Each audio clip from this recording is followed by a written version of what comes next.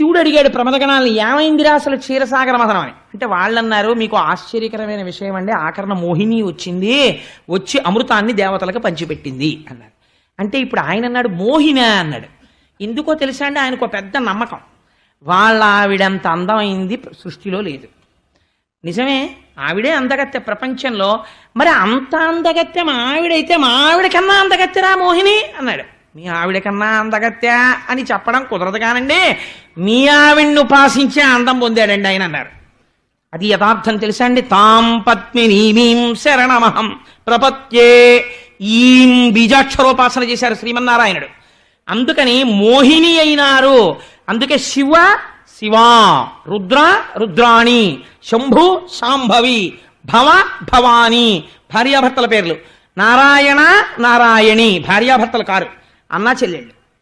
నారాయణుడు ఎలా ఉంటాడో నారాయణి అలా ఉంటుంది. అందుకని అచ్చు మీ ఆవిళ్ళలాగే ఉన్నాడండి మీ బావమరిది. ఒరే ఇదేదో చాలా తమాషాగా ఉందిరా, మా బావమరిది అచ్చు మా ఆవిళ్ళ అయ్యాడా, ఓసారి చూడాలనుంది పదండి అయితే అన్నాడు.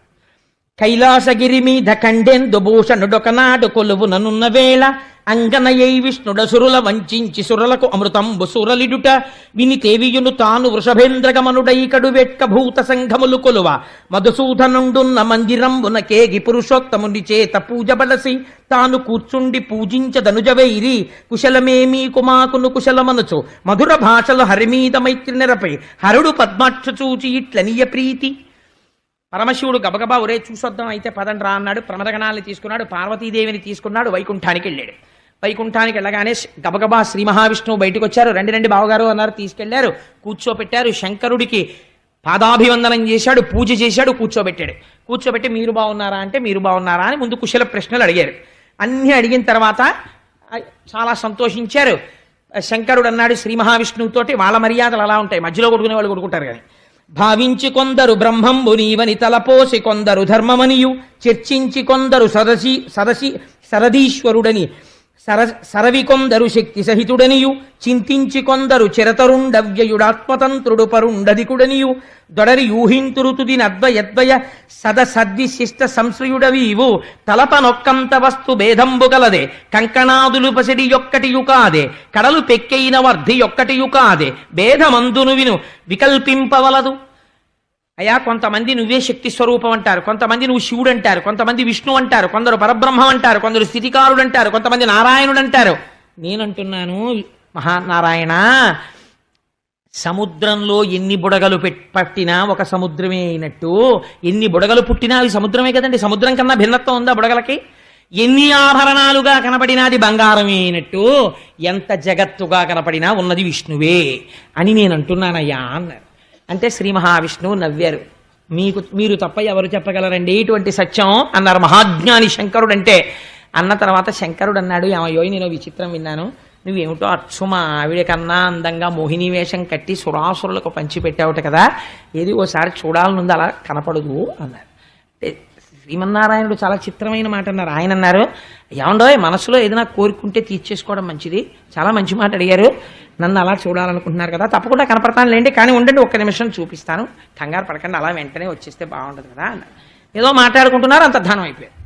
ఏటి వెళ్ళిపోయాడు, ఇలా మాట్లాడుతూ మళ్ళీ ఎవరైనా పిలిచారా ఏమిటి, అల్లర్లకు వెళ్ళిపోతుంటాడు కదా ఆయన గరుత్మంతుడిని ఎక్కి రక్షించడానికి అని ఒకసారి అటు ఇటు చూద్దామని అలా చూస్తున్నారు. చూస్తుంటే ఒక ఉద్యానం, మీరు ఒక విషయం గమనించాలి, పక్కన పార్వతీదేవి ప్రమదగణాలు కూర్చునుండగా పార్వతీదేవి చూస్తోంది, ప్రమదగణాలు చూస్తున్నారు. చూస్తుండగా శంకరుడు పెరట్లోకి చూశాడు, ఉద్యానవనంలోకి.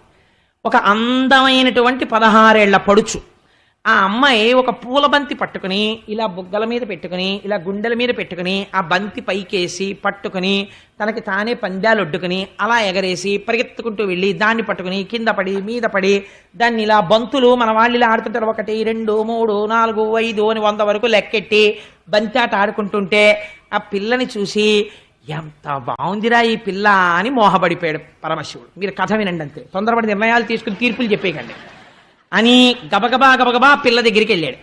ఆ పిల్ల దగ్గరికి వెళితే ఈ పిల్ల ఈయన వంక ఇలా చూసి ఏమి చూడనట్టుగా ఇలా బంతి కోసం ఆడుకుంటున్నట్టు వెళ్ళిపోతుంది. ఈయన కూడా ఓ పిల్ల అంటూ ఆయన ఆవిడ వెంట ఈయన పడ్డాడు. అలా పిల్ల వెంట పడ్డాడు, వెళ్ళిపోతున్నాడు. వాలుగంటి వాడి వాలారు చూపుల శూలి ధైర్యమెల్ల కోల్పోయి తరలి ఎరుకలేక మరచ గుణంబుల ఆలిమరచ నిజగణాలిమరచే. అక్కడ భార్య ఉందన్న సంగతి మర్చిపోయాడు, ప్రమదగణాలున్నాయన్న సంగతి మర్చిపోయాడు. మన్మధుణ్ణి గెలిచినటువంటి కామారి అయినటువంటి శంకరుడు ఈ పిల్ల వెంట పడ్డాడు. ఎంత బాగుందో ఈ పిల్లని చెప్పి ఆ పిల్ల వెంట పడ్డాడు. అంటే పోతన గారు అన్నారు, చూశావా శంకరుడు మన్మధుణ్ణి గెలిచినవాడు ఆడపిల్ల వెంట పరిగెడుతున్నాడు. ఇవాళ కాము గెలవచ్చు, కాలారి కావచ్చు, మృత్యుజయము కలిగి మెరయవచ్చు, ఆడవారి చూపు టంపరగెలు వంగవశము కాదు త్రిపుర వైరికైన. ఇంకా నేను దానికి ఏం వ్యాఖ్యానం చెప్పక్కర్లేదు, మీకు అర్థమైపోయింది. అందుకని చూశావా శంకరుడు అంతటి వాడు స్త్రీ చూపులకి వశుడైపోయాడు, అయిపోయి వెంట పరిగెడుతున్నాడు అన్నారు. ఇలా పరిగెడుతూ పరిగెడుతూ నిర్మరావామోఘ వీర్యంబు నెల మీద పడిన చోటెల్ల వెండియు పైడియ్యే ధరణి వీర్యంబు పడదన్ను తానిరింగి దేవమాయాజడత్వంబు తెలిసిహరుడు. ఆ పిల్ల వెంట పరిగెత్తడంలో కొండలు దాటిపోయాడు, కోనలు దాటిపోయాడు, పరిగెత్తుకుంటూ వెళ్ళిపోతున్నాడు. దొరికినట్టు దొరుకుతోంది, దొరకట్లేదు. ఆ పిల్ల వెంట పరిగెత్తడంలో శంకరుడి యొక్క వీర్యము స్ఖలనమై భూమి మీద పడితే అది బంగారు వెండి రూపులు దాల్చింది.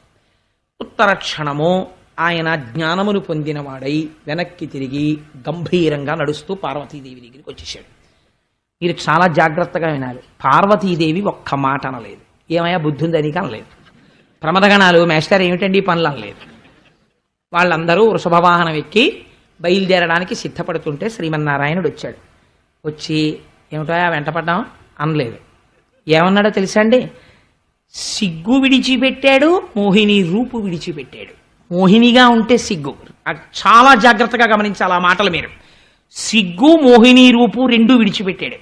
విడిచిపెట్టి శంకరుడి దగ్గరికి వచ్చి నమస్కరించి శ్రీ మహావిష్ణువు అన్నారు, నిఖిల దేవోత్తమ నీవొక్కరుడు తక్క ఎవ్వడు నా మాయ గలవ నేర్చు, మానిని అయిన నా మాయచే మునుగక ధృతి మోహితుండవై తెలిసి తీవు, కాలరూపంబున కాలంబు తోడనాయందును నీమాయ యధివసించు, నీమాయ నన్ను జయింపనేరదు నిజమ కృతాత్ములకు నెల్ల ననుపలభ్య, ఇప్పుడు నీనిష్ట పెపున నిరిగితనుచు సత్కరించిన సఖ్యంబు సాల నెరపి దక్ష తనయగణంబులు తన్ను కొలువ భవుడు విచ్చేస తన నిజ భవనమునకును.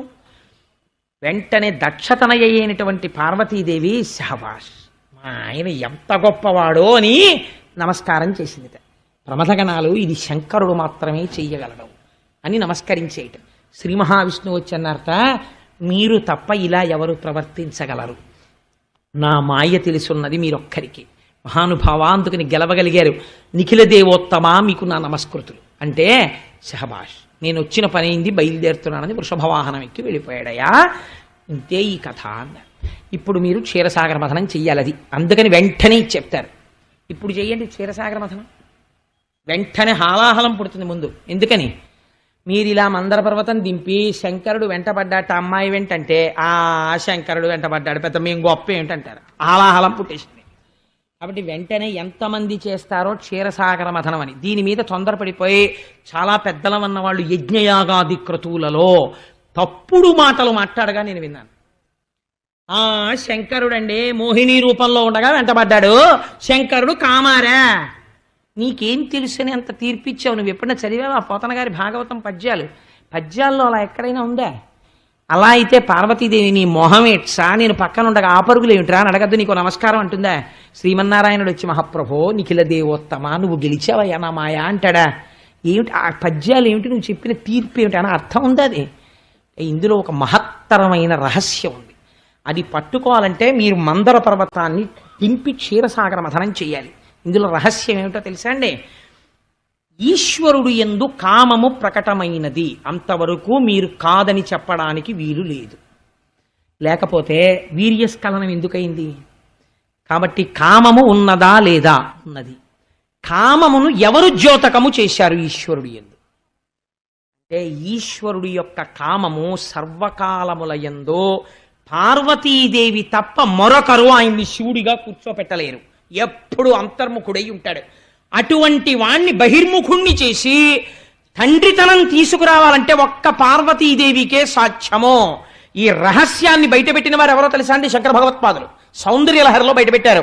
హరిస్వామారాధ్య ప్రణత జన సౌభాగ్య జననీం పురాణారీ భూత్వా పురరపిమపి క్షోభమనయత్ స్మరోపిత్వానత్వారతినయన లేహ్యేన వపుషా మునీనామప్యంతః కథమివ మోహాయమిహతాం. అమ్మా, అసలు జగన్నాటకం ఆడిన దానివి నువ్వు. ఎందుకని? ఒక మహత్తరమైనటువంటి మంగళ కార్యము జరగాలి.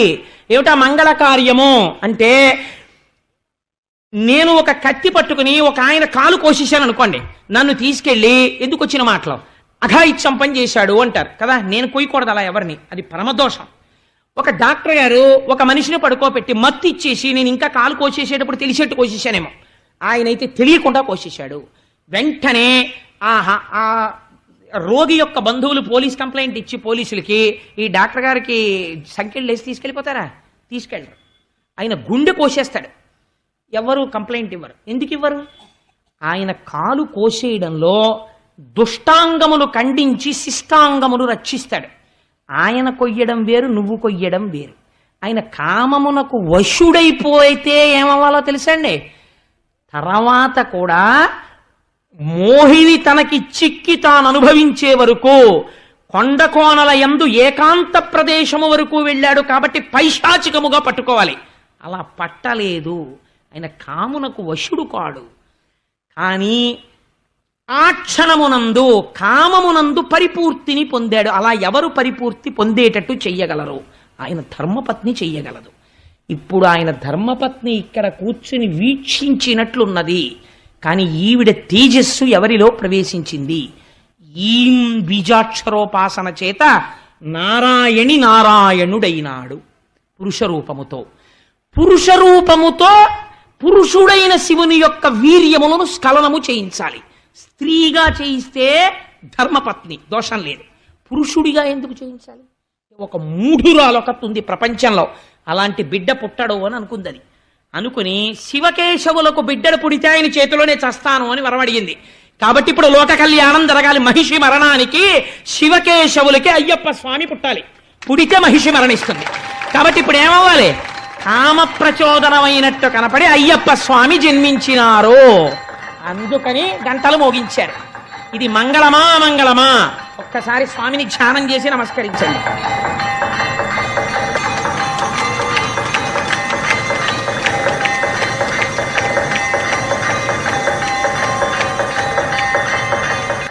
మరి మా స్వామి జన్మించారు కదా.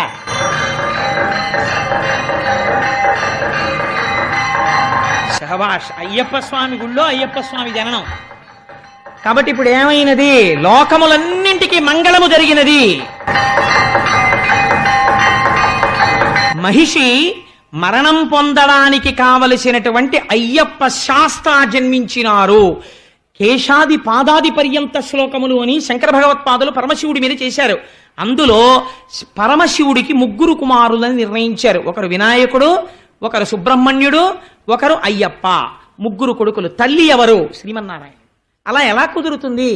అక్కడే కూర్చుని ఆవిడ తన తేజస్సు నారాయణుణ్ణి నారాయణిగా మార్చి ఈం బీజాక్షరోపాసన చేత పరిపూర్ణమైనటువంటి కామతృప్తిని ఈశ్వరుని యందు కల్పించినది.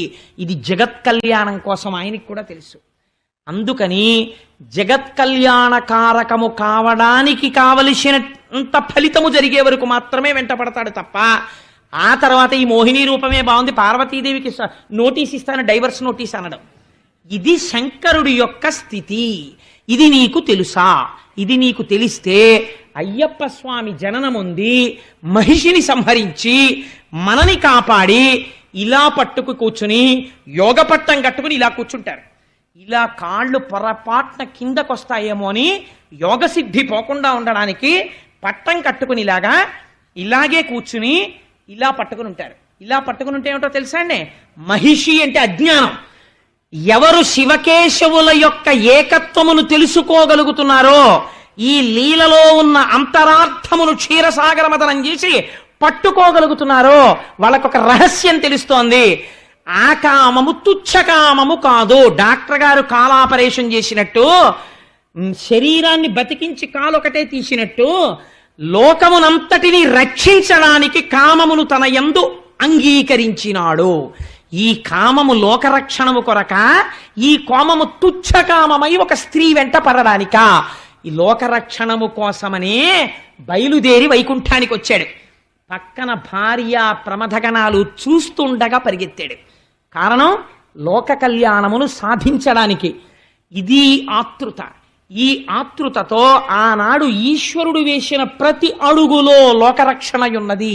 ఇది నీకు గ్రహించలేనప్పుడు నువ్వు హాలాహలమునందు కాలిపోతున్నావు. నీ మనస్సు తెలుసుకోవలసిన దాన్ని తెలుసుకోలేదు, పట్టుకోవలసిన దాన్ని పట్టుకోలేదు. అందుకే ఒక వార్నింగ్ వేస్తారు మన సంప్రదాయంలో, మహాత్ముల జననములను నీవెంచకు, నీకు చేత కాదు. ఘృతాచి ఒక అప్సరస చూసి మోహించాడు వేదవ్యాసుడు. వేదవ్యాసుడు అంటే ఎటువంటి బ్రహ్మిష్ఠండి. వేదవ్యాసుడేమిటి, ఒక అప్సరస ఘృతాచిని చూసి మోహించడం ఏమిటి? మోహించి ఆశ్చర్యం తన వీర్యమును ఒక చిలుక ఎందుంచాడు. శుకబ్రహ్మ బ్రాహ్మీమయమూర్తి జన్మించారు. నిజంగా శంకరుడే కనుక విర్రికామముతో పరిగెత్తినది యథార్థమైతే, నిజంగా నారాయణుడు కనుక కేవలము తన అంగాంగ ప్రదర్శనం చేసేటటువంటి తుచ్చమైనటువంటి సౌందర్యాన్ని ప్రకటనము చేసినట్టయితే, వారిద్దరి తేజస్సుల వలన పుట్టిన భూతము కోట్ల మహిషుల కన్నా ప్రమాదకరమై లోకాన్ని నాశనం చెయ్యాలి. వాళ్ళిద్దరి యందు ఎంత పవిత్ర భావన ఉన్నదో మనని రక్షించడానికి తల్లిదండ్రులై నిలబడ్డారు. అలా నిలబడితే పుట్టినవారు అయ్యప్ప స్వామి. ఇది తెలియడం జ్ఞానం. లోకరక్షకుడిగా అంగీకరించి మీరు భక్తితో ఇలా నమస్కరిస్తే, అందుకే ఇందరు బిడ్డల్ని తన కాళ్ళ దగ్గర పెట్టుకుని భాగవతం వినిపించి అలా కూర్చుని ఇలా ముద్ర పట్టి జ్ఞానబోధ చేయించి తనే ఊరి మధ్యలోకి వచ్చి కూర్చుని నా పిల్లలందరూ వింటున్నారని పొంగిపోతూ మనందరం ఎంత మర్యాదో చూడండి ఆయనకి. ఎప్పుడైనా నేను అలివి మీరిపోయి ప్రసాదాలు ఇస్తూ ఉండగా లేకపోతే ఉపన్యాసం అవుతూ ఉండగా 9 దాటుతుంది. ఒక్కొక్కసారి 9 దాటితే 9 అయిపోయిందా నేను పడుకుంటాను నోర్మై అన్నారు అనుకోండి, నేను ఆపేయాలి. కానీ ఆయన అలా అనరు. 9 అయిపోయినా సరే పిల్లలు మంచి విషయాలు నేర్చుకుంటున్నారు, వాళ్ళు ఎంత ఓర్పో చూడండి, కూర్చుని వింటున్నారు, నేను ఇప్పుడు ఏం పడుకోక్కర్లేదు పర్వాలేదు అని కూర్చుంటారు. అలాగే ఎప్పుడు పొద్దున్న నుంచి ఇలాగే కూర్చుని అందరూ వెళ్ళిపోయిన తర్వాత నేను ఇక్కడికి దిగిన తర్వాత ఆ అయ్యప్ప స్వామి కన్నా నేను గొప్పవాడిని అయిపోయినట్టు అందరూ నాకు దండాలు ఇట్టాక మంచి అహంకారంతో అవన్నీ పుచ్చుకుని అప్పుడు నేను పైకెక్కుతాను. పైకెక్కి అప్పుడు వెళ్ళి నిలబడ్డాక అప్పుడు హరివరాసనం అని అప్పుడు ఏకాంత సేవ పుచ్చుకుంటారు. ఏమి ఆత్మీయత నా తండ్రిది, ఏమి వాత్సల్యం, ఏమి జ్ఞానబోధ. ఇలా జ్ఞానముద్ర పట్టడంలో పైశాచిక కామం అయితే ఇటువంటి మహాపురుషోదయం ఎందుకైంది, మహిషి సంహారం ఎందుకైందండి? దాన్ని బట్టి అయినా తెలుసుకోవాలి. చేతకాని తీర్పులు చెప్పడం మానేయాలి. అవతార ప్రయోజనాలు తెలుసుకోవాలి. దానికి క్షీరసాగర మథనం చేయగలగాలి. పెద్దల ద్వారా విషయాన్ని పట్టుకోగలగాలి.